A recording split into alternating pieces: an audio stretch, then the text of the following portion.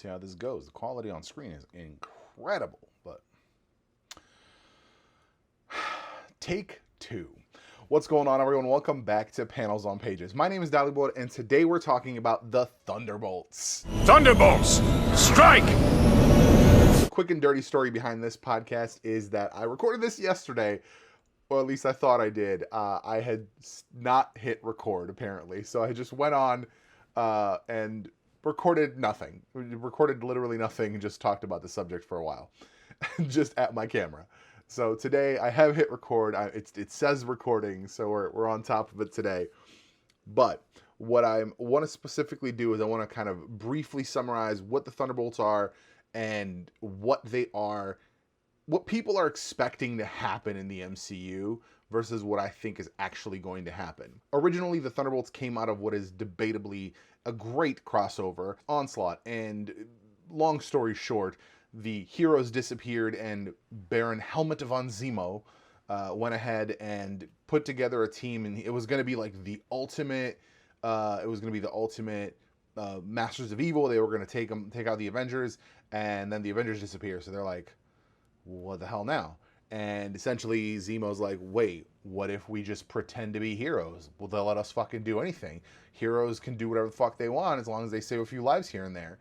So they go ahead and they proceed with this plan, which wasn't really explained. Like, they didn't really explain what it was going to be until the heroes came back, and it was like, all right, time to speed up our plan, because, like, I guess they'll recognize them or something. I really didn't understand why they had to speed up, but nonetheless, they sped up the plan, and all of a sudden, we're revealing to the world that the Thunderbolts are the Masters of Evil, and their newest member, who had joined them during one of their adventures, is like, oh my goodness, I was there the whole time. How did I not know? And it becomes this whole big thing, and the series runs for 75 glorious issues. Just glorious issues. It takes a really weird detour for a little bit. Still not sure how that happened. And then we bring them back right before, if I'm recalling correctly, right before Civil War. They bring back the team with like a short, like little mini series with the Avengers crossover. Like, it was Avengers Thunderbolts, and then they bring back the team under the new Thunderbolts line for a while. It was 6, 8, maybe a year. Like, let's say it was a year's worth of comics, and then it was like Civil War, boom. Now Norman Osborn, like, now the Thunderbolts are part of the government operation, and now Norman Osborn is leading the Thunderbolts, and we have all sorts of weird characters like Mac Gargan, who was a Scorpion in the Spider-Man comics, got the Venom symbiote, so the Venom character was Mac Gargan. So we had like this weird Scorpion Venom thing. Some of the existing Thunderbolts did stay on, like Songbird, Radioactive Man, but it became very much a government operation, not this just like independent team. And it spiraled further down the rabbit hole, going all the way through the Secret Invasion and Dark Reign and Siege storylines. Like, it really went through quite a bit of changes. And then in the last, is it decade? I mean, I feel like it's less than a decade. I feel like the last 5 to 7 years, let's say, they have been doing kind of different eras of the Thunderbolts. There was the era with the Red Hulk and Punisher and Agent Venom and Elektra and Deadpool. And that turn, I think it was Deadpool. I think Deadpool was on it. Nonetheless, that is like what people want. that seems to be what people are looking for. Even after that, they went to a different team. Not the most recent team, but the second to most recent Thunderbolts incarnation was led by the Winter Soldier, and he led some of the original Thunderbolts with, I think, a couple of newer characters, and that was kind of like this weird bridge between a bunch of fallout from the Pleasant Hill storyline into Secret Empire, which was like the worst. It was just the worst. There's just no other way to explain it. And ultimately, I was not a fan of that book. The art was not my favorite, and it felt like, oh, we're like taking the leftovers from this one storyline and just like setting up parts of this other bigger storyline. So it didn't feel like its own thing. It just felt like we need a place to tell this part of the story, and we're just going to do it in this. And I think between those two, but even more so to the one with Deadpool and Red Hulk and Venom and Punisher, People want to see that in the MCU. Now, I get it. The Punisher show, both seasons, really solid. Both Deadpool movies, really great. A Red Hulk, like seeing General Thunderbolt Ross as Hulk, it would be great. A lot of these elements would be awesome. The problem is we don't have the groundwork laid for that to happen. Now, what I will say is I geeked out probably more than most people when I saw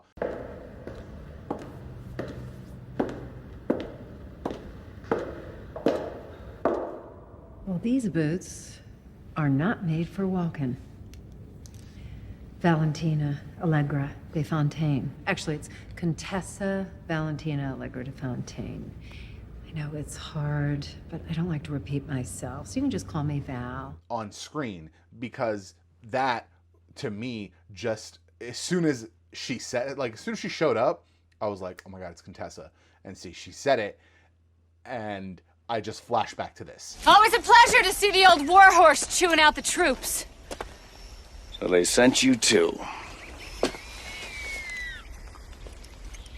Contessa Valentino de Allegra Fontaine. Quite a mouthful when you try and wrap your tongue around it. Which is, you can't fight me on this, the greatest Nick Fury. Like, I love Sam Jackson. I love Sam Jackson's Nick Fury, but it's the Hoff, man. It's the Hoff. You know what I'm saying? Like, it's a whole different thing. My point is, I'm glad to have, like, I was super glad to have seen her and, like, pick up, U.S. Agent after that whole, like, after everything he did. Like, he was a villain. Like, there's just no way around that. He was a villain. Like, he wanted to be a hero. So, like, hey, let's pull you into this thing. We grabbed a Black Widow at the end of the Black Widow movie. She's likely going to show up in the Hawkeye show because Black Widow is potentially, I mean, it's not, like, really confirmed, but she's potentially the villain or the antagonist in that show. What essentially happened with the original Thunderbolts. I think they're taking these characters who did some bad shit, but like maybe might have some redeeming qualities, and they're putting together their own little strike team, and they're probably gonna call it the Thunderbolts. And they're not gonna go the like Osborn's Thunderbolts with the like nano stuff in your brain and essentially Suicide Squad. Like, they're not gonna go the gun to your head, do it or I'll fucking kill you. But I think they are gonna like have a lot of leverage over people. I think it's gonna be like, hey, John, do this fucking job or we will literally put you in jail and we will disgrace your name. We will dishonorably discharge you and you will just be you will be a pariah. And he's not going to want that. He sees himself as a hero, so they have this over his head. With Yelena, like we saw at the end of Black Widow, they're saying, oh, like, wouldn't you want to go kill the guy that killed your sister, even though, like, he didn't kill her? I mean, that's not what she said. She said, like, is responsible for her death. But it's like, it's obviously going to be a situation where she shows up, they're going to fight. It's going to be like the classic superhero fight. Oh, wait, that's not actually what happened. Oh, wait, you're actually good people. Cool, let's go fight the bad guy. Like, I'm calling it right now. That's what's going to happen. And I think that's what's going to be necessary for us to have, like, a real, like, tangible, good, like, entertaining Thunderbolts team. The whole premise of the original Thunderbolts team and kind of what made the newer series all work is the fact that you have these long-standing characters who have their own history. Like, they've been around. Like, if you picked up Thunderbolts #1 and you were like, Screaming Mimi, I've never heard of her. Her powers are pretty easy to explain. And when you say, oh, she used to fight Iron Man, cool. Because you as a reader are like, yeah, I mean, I didn't read 300 issues of Iron Man. So, like, yeah, I'm sure there was an issue where she fought Iron Man. Cool, no problem. But, like, we've seen all the MCU content. So if they come out with, oh, like, she fought Iron Man. When, motherfucker? Like, we know basically the entire timeline from the time he got fucking captured in Iraq to the entire, or Afghanistan, wherever he was, to the time that he died. Like, we know almost the entire complete timeline. So, like, they would need Downey, or somehow they would need to show us that this happened. And right now they haven't. So it makes more sense to take these characters who are like disgraced or who have like some shady past going on and take them and make them this like original Thunderbolts. Like, maybe they'll be like, hey, maybe Zemo escapes.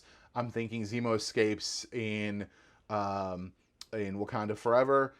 Maybe he like helps them and they're like, maybe you're actually not a bad guy, possibly. I don't know. It's gonna be hard because like he did kill their king. So it's going to be a hard sell for most people, I think. But more than likely, Contessa's going to come recruit him in Wakanda Forever because he was taken to Wakanda for justice. And I think ultimately what we're going to see is they're going to collect this group of agents and villain, or like villains slash anti-heroes, and maybe the Punisher, like maybe people that could be useful that have had previous appearances, but most likely not.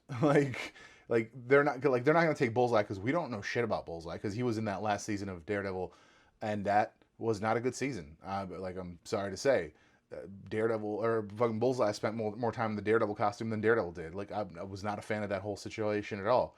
So if they're like, oh, we're gonna include Bullseye, the fuck why? Like, it's not. It doesn't make sense. So to me, to include characters that were in like the comics, Thunderbolts, it wouldn't make any sense. So I like the fact that they're building their own thing because that's the whole premise of the Thunderbolts. And being that it's one of my favorite stories and one of my favorite comics, I like when people were like, oh, they're gonna build the Thunderbolts, and I was like, fuck, like they're probably right. But then people started talking about Deadpool and people started talking about the Punisher, and I was like that would be a really shitty way, honestly, for me, in my opinion, that'd be a really shitty way to bring Deadpool into the MCU. So I just don't want that. I want Deadpool to have his own movie, and like he can like do time jumping or whatever the hell, like post Multiverse of Madness, post all this multiverse shit. Who knows what the landscape's going to be like and what is going to happen? But I just don't. I don't want to see, oh, Deadpool is on the Thunderbolts, and like that's the first time he shows up, or even that he shows up that way. And that's how they bring like mutants into, because like mutants are in his world, so like that's how he that's how we bring mutants into the MCU, is just like Deadpool. He's always been there. Like, not a fan of that. I need something where it's like we have established villains, possibly like B-listers, C-listers. Like if the Andrew Garfield Spider-Man stories, like movies, were part of the MCU, if they were like, oh, Rhino is going to be on the Thunderbolts, yeah, he was a throwaway villain in two scenes, but like we know he fought Spider-Man. You know what I mean? So like if they had a situation, like if they were to take Yanko from Iron Man 2, I'm pretty sure he was dead, but let's say he survived, we'd be like, all right, cool, like Yanko's a villain. They're like, hey, like Suicide Squad style, hey, you can lighten your sentence by coming with us and pulling some jobs for the government. Sure, but like that's like the real way to make a Thunderbolts team, in my opinion. Outside of that, like I don't want to see a Red Hulk show up in a Thunderbolts show. Like I just don't. Like we don't have the necessary like rich Hulk like story infrastructure within the MCU to do something like that. And ultimately, I think we all want really good shows and movies. So like if they were to do a Thunderbolts movie or show, we want it to have a really good foundation, and it can only do that if it's built the same way that the originals were built, by taking these characters who like people know, but like changing them and giving them this whole new approach to what they've been doing. Hopefully this all made sense. Hopefully this sounds good, because I'm using two mics just in case. So we'll see which one sounds better.